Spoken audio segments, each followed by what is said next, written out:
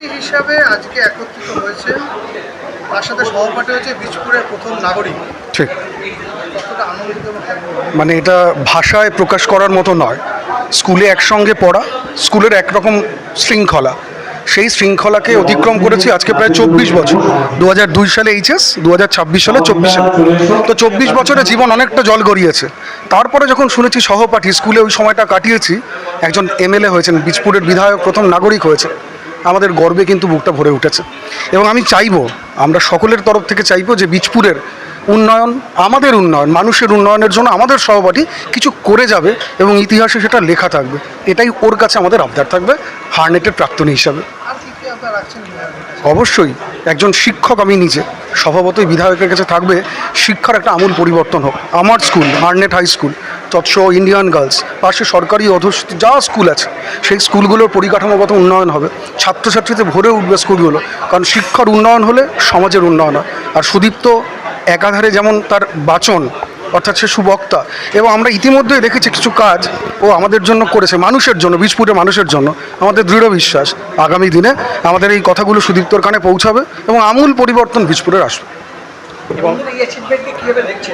কীভাবে মানে এ তো গর্ব, অহংকার, অলিম্পিকে পদক জয়ের মতন।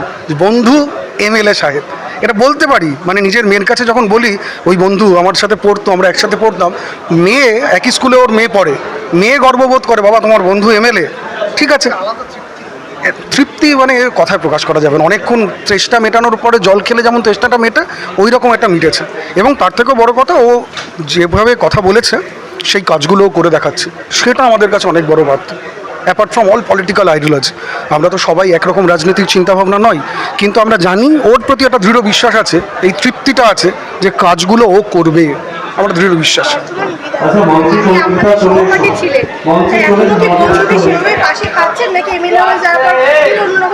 আপনি তো কিছুক্ষণ দেখলেন এখানে বসা, আমাদের সাথে সেই রকম করেই কথা বলছে। স্বভাবত এটা তো আমাদেরও মানতে হবে যে বিধায়ক হলে তার কিছু প্রোটোকল থাকে, সেই প্রোটোকল আমাদেরও মানতে হবে, আমি এটা মনে করি।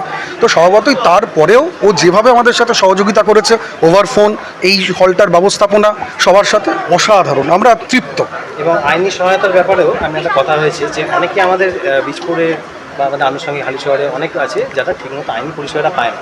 আমি নিজে পার্সোনালি অ্যাডভোকেট, হাইকোর্টে প্র্যাকটিস করি, আমি অবশ্যই কথাও মানে আপনার একটা করবো যাতে আইনি সহায়তাটা অনেক লোক যারা দুস্থ লোক তাদের জন্য যেন কিছু কাজ যেন আমরা দেখতে পাই, যেটা অতীতে আমরা দেখতে পাই।